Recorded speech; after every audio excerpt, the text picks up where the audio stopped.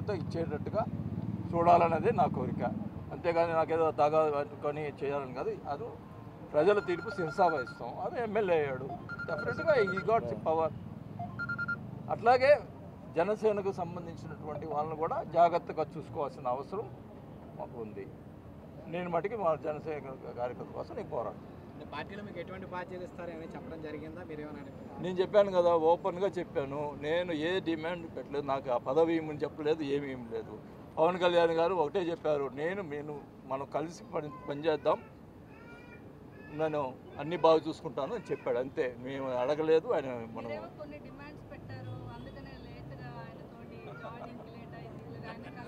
మనం నేను ఒకటే చెప్తున్నానమ్మా, నా మనస్తత్వం ఒంగోలు ప్రజలు అడగండి. నేను పవర్ కోసం ఎప్పుడు పాకులాడలేదు. పవర్ కోసం పాకులాడితే ఆ రోజు మంత్రి పదవి వదులుకునేవాడిని కాదు.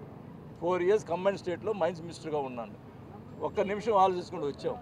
పవర్ కోసం ఎప్పుడూ ఆలోచించలేదు. ఇప్పుడు కూడా ఒక్క డిమాండ్ ఇప్పుడు అడగండి. ఏమన్నప్పుడు పార్టీలో ఉన్నటువంటి నాయకులు అక్కడ ఉన్నారు కదా, ఒక్క డిమాండ్ కూడా నేను అడగలేదు. ఒకటే మీరు చిన్న ఉదాహరణ చెప్తాను. ఇప్పుడు పవన్ కళ్యాణ్ గారిని కలవకుండా నేను రాజీనామా చేసి వచ్చాను. డిమాండ్ చేసేవాడిని అయితే రాజీనామా చేయకుండా వచ్చి మాట్లాడేవాడిని కదా. దానికి ఏం చేసిన దానికైనా నేను సిద్ధంగా వచ్చాను. నేను ఈరోజు రాజీనామా చేసి వచ్చాను.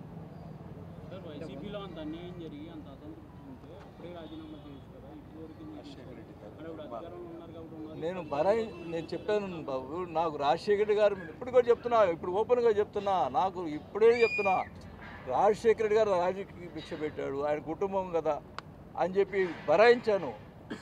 కొన్ని రోజులు ఏడ్చుకునే రోజులు ఉన్నాయి. నా కళ్ళ నీళ్లు కూడా ఇనిగిపోయినాయి. అదే పరిస్థితి అది. అయినా కూడా రాజశేఖర్ గారు గుర్తుకొచ్చేవాళ్ళు, మా ఫ్యామిలీకి అట్లా గుర్తుకొచ్చేది. కానీ ఈరోజు ఎన్ని రకాలుగా ఇంకా ఆయన మారల ఆ కోటరీతోనే నడుస్తూ ఉంది. మళ్ళీ అదే కోటరీ నడుపుతూ ఉన్నాడు. ఎక్కడ కూడా అందరూ చూస్తూనే ఉన్నారు, మరి ఏం మార్చలేదు. అదే సిస్టమ్, అదే కథ. నేను ఎప్పుడు కూడా అందరూ అనేవాళ్ళు, మేకపాటి రాజమోహన్ వీళ్ళందరూ కూడా అనేవాళ్ళు, వాసు నువ్వు ఒక్కడివే ఆయనతో గట్టిగా మాట్లాడేవాడు అని. నేను అన్నీ కూడా ప్రజల్లో జరుగుతున్నటువంటి లోటుపాట్లు నేను అన్నీ కూడా చెప్పేవాడిని ఆయన. దానికని ఆయన నన్ను ఇదేంది ఇట్లా నెగిటివ్గా చెప్తాడనే ఆలోచనలో ఉంది. ప్రజల్లో జరిగేది చెప్పడం కూడా ఆయన రుచించేది కాదు. అది నా పరిస్థితి. అందువల్ల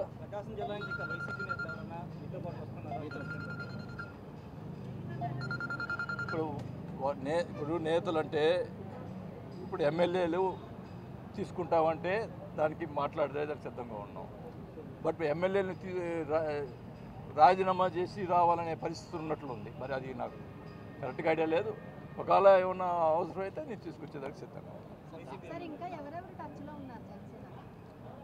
నాకు తెలియదు. ఇప్పుడు ఉదయ్ భాను గారు కూడా రేపు 22 చేరుతున్నారు.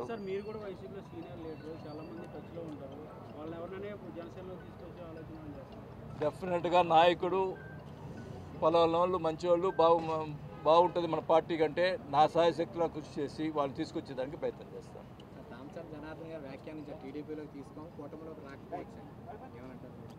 ఇప్పుడు ఆయన ప్రయత్నం ఆయన చేశాడు. మనకేం లేదు. నాకు ఇప్పుడు నేను ఒక్కటే చెప్పాను. మొన్న ఈ మధ్య కొన్ని ఇక 5 yearsలో జరిగిన అవినీతి ఏదో పెట్టారు. నేను లెటర్ రాసినాను చంద్రబాబు నాయుడికి. ఆయన ఏదో ఆరోపించాడు, అవన్నీ ఎంక్వైరీ పెట్టండి చేయండి అని కూడా చెప్పాను. ఇప్పుడు కావాలని ఆరోపణలు అనేది కరెక్ట్ కాదు కదా. ఏదన్నా ఇంకా వదిలేసాం, ఇంకా అయిపోయింది.